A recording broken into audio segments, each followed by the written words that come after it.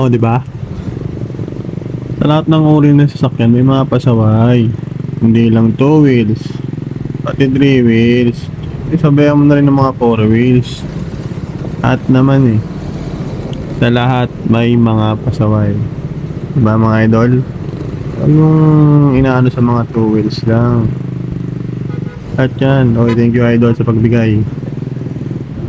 Ayan, tuloy-tuloy na nga tayo dito sa expressway. Sa pinagbabawal na daan dito sa bike lane. Syempre no choice tayo dyan traffic lahat naman dumadaan dyan.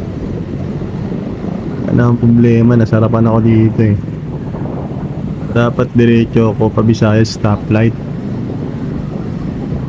Hindi ako nakakakuha ng butas dito para makalipat ng linya para makadiretso yan nangyari tignan nyo guys ang nangyari. Ayan. So no choice. Diretso tayo patandang Sora. Enforcer pa naman ayun shoutout boss. Pero hindi, liliko tayo dyan. Hindi tayo pupunta ng Sora, lalayo tayo may malit tayo may trabaho pa tayo. Balik tayo. Pasaway ka ba kalokohan ko dyan.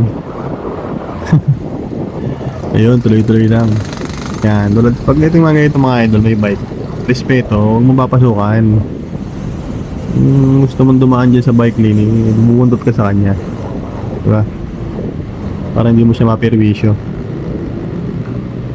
diba? Unang-una sila ang priority dyan kasi bike lane nga hindi na motorcycle lane bike lane, hindi motorcycle lane. Okay? Malinaw? Sudo tayo doon. Medyo may pumasok na isang motor at least may nauna. Yan kung tawagin pag may huli pain. Ano yung isda? Ano yung bulate? Pain sa isda. Hindi, mauna siya para yung kasi may huli, makaiwas pa tayo. Diba? Yun lang. Ganun lang ang buhay. Minsan pasaway, minsan hindi. Okay? Yun lang, sige na. Ride safe. Peace out.